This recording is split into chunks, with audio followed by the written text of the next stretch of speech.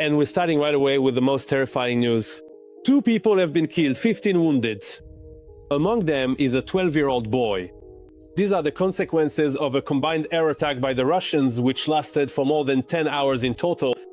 During this time, the aggressor state launched about 500 aerial targets at Ukraine, aeroballistic Kinjal missiles, Kalibr cruise missiles launched from the Black Sea, and Kh-101 missiles from Tuesday 95 and Tuesday 160 strategic bombers.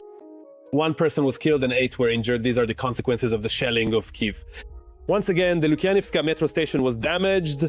An apartment in a nearby residential complex caught fire after debris from a Shahed drone fell on it. All the details of this horror are in the report by our colleagues from the television news service. The entrance to the Lukianivska metro station was destroyed by an explosion today. This is a place where a huge number of people regularly spend the night. And once again, the entrance here has been destroyed. This entrance wasn't in use, but the neighboring ones, as you can see, have simply been blown apart. Right now you can hear the sound of glass, and they're cleaning up over there. This is one of the main shelters in this area. At that moment, there were people inside. At precisely that very moment, we ran into the metro to escape the Shaheds, and at that moment we hadn't even managed to get downstairs yet when pieces of the roof started falling. Pieces of the roof? I was in the metro, had just come out onto the main alley, and saw dust and small debris flying. Everyone started coming down. I can hear the metro trains running. This station will be bypassed today. I'm walking up the escalator. This is my neighborhood. I can say that even though we've seen a lot, tonight was one of the loudest nights. During the day, people usually sell flowers and vegetables from their gardens here, but now everything is like this. It hit really hard. Were people scared? Well, somewhat, because I live in this building. I come to this coffee shop every morning after heavy shelling in Kyiv, because this is a place where the windows are constantly blown out and they keep getting repaired. Last night was the 6th strike, as a result of which we see the windows have been blown out for the 6th time. But the slogan of this cafe is, "We have no windows, but we have unbreakable will." I hope they'll make us coffee here today. And this is something smoldering, burning, ash the remains of a Shahed. But it's better not to breathe it in at the very least. These large metal sheets landed near the church of the Moscow Patriarchate. These are the consequences of a strike on a residential building in the Shevchenkivsky district. We can see that several apartments have burned out and several balconies have been destroyed. Did you go to the shelter today? Today we went down for the 2nd time. We were already near the elevator, right in the corridor of the apartment where the drone hit. These are the kinds of debris lying in the yard of the building that was hit by the Shahed. For the umpteenth time this morning, we are forced to go down to the shelter again due to the missile threat, together with the residents of the building that caught fire today after being hit by a Shahed. How incredibly difficult was the entire night for you today? Could you please tell us about it? As tough as always, to the maximum. We've already lost count of how many explosions there were. This is not the first time this residential complex has been hit. Previously, other sections here have suffered. There have already been 2 fatalities, 1 woman and 1 man. And that was from different missile strikes. But today, fortunately, there were no casualties in this particular complex. As a result of the strike on the residential building, a fire broke out on the 1st floor. As you can see, the fire spread to the 2nd and 3rd floors. The total area of the fire was 150 square meters. At present, rescuers have contained the fire and are dismantling and dousing the structures. Here, unfortunately, we can say that there is 1 injured person and 1 person was rescued. Her name is Maria. She was named after the airplane, which is why she is so brave and indomitable. She would rush at the Shaheds, knocking them down with her barking. So I think maybe that's what saved us. Thank you so much, Mia, for truly always protecting us. There are shattered windows everywhere, and you can hear the clanging of metal. But people already have the opportunity to return home to their apartments. It used to be such a beautiful, tidy entrance. It will be even better. You don't lose your optimism? Everything will be fine. Glory to Ukraine. Glory to the heroes. Every voice matters. Join our community, support independent journalism and help us bring you the truth from Ukraine. Become a member of Ukraine Today. Join us now. And now, an analysis of the operational situation on the much suffering Pokrovsk direction of the front. The bloody rampage of the enemy's army continues here as well. On the Pokrovsk direction, clashes of varying intensity began 29 times today near the settlements of Udachne, Nowoekonomiczne, Lisivka, Zverevo towards Novukrayinka, Pokrovsk, Dachne, Milnorad, and Mayak. 2 battles are still ongoing. Yes, the situation at the front is indeed difficult. For example, in the Sumy region, the Russians have come right up to the strategic highway that leads from Sumy to the north. Ukraine's key problem is a shortage of personnel. But war correspondent Andrei Tsaplienko found out that recruiting foreigners from Latin America has yielded successful results for the 47th Brigade, which is fighting specifically in the Sumy region. Watch the next segment to learn about the Colombian units in this brigade.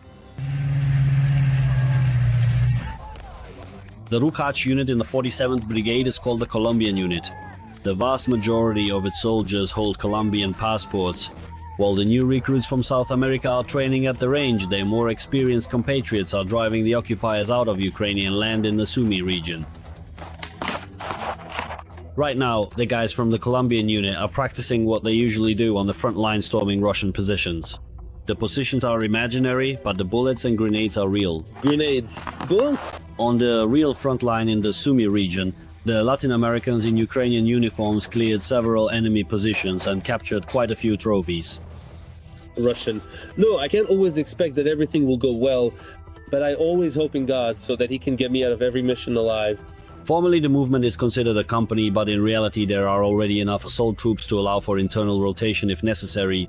Some are fighting, some are resting, some are training. Can we talk about numbers? How many have you brought to Ukraine? Look, we've already brought in more than 1,000, actually closer to 2,000, something like that. Hamlet, an ethnic Armenian, the commander and organizer of the unit, never questioned whether there should be a foreign company in the 47th Brigade. He just went ahead and did it. The commander doesn't trouble himself with other Hamlet-like questions either. Each of us has our own motivation and personal interest. I didn't ask, I'm not interested. They fight, they do everything as they should. The rest doesn't interest me, what their motivation is and so on. But that's what interests us. What made you travel thousands of kilometers to come and defend Ukraine? Among the many reasons is the financial one. I'm Colombian, I'm 27 years old. My military career as a professional soldier began in Colombia.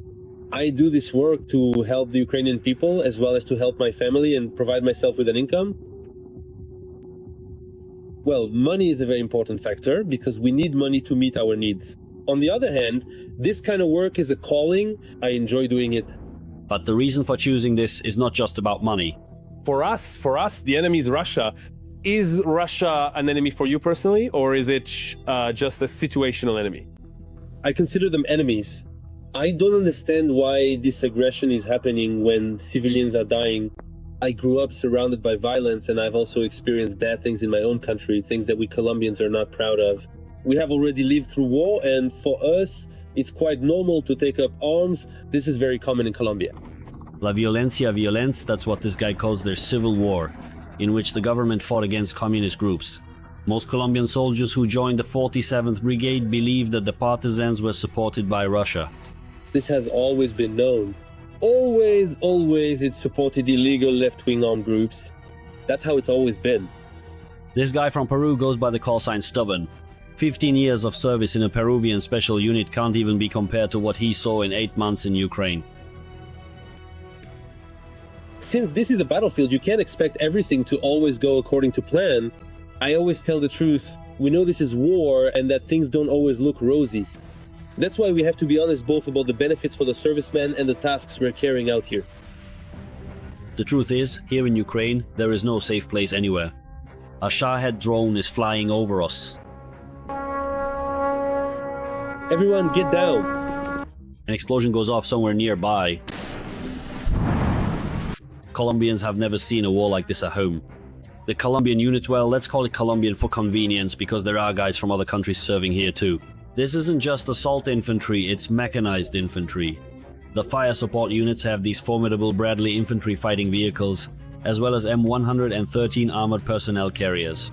And there are already trained crews for this complex equipment. This driver mechanic is originally from Zimbabwe, a country whose politicians openly declare their support for Russia in the war against Ukraine. Perhaps that's why at first the guy had to break through a wall of distrust in Ukraine. People didn't really share their experience with me or explain how to do things properly.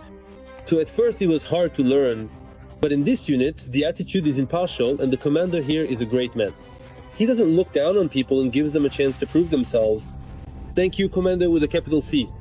You have no idea how much it means to me to know that you respect me.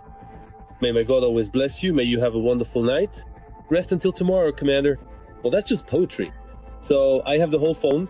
The commander is confident that foreigners, especially Colombians, can become a significant asset for our armed forces.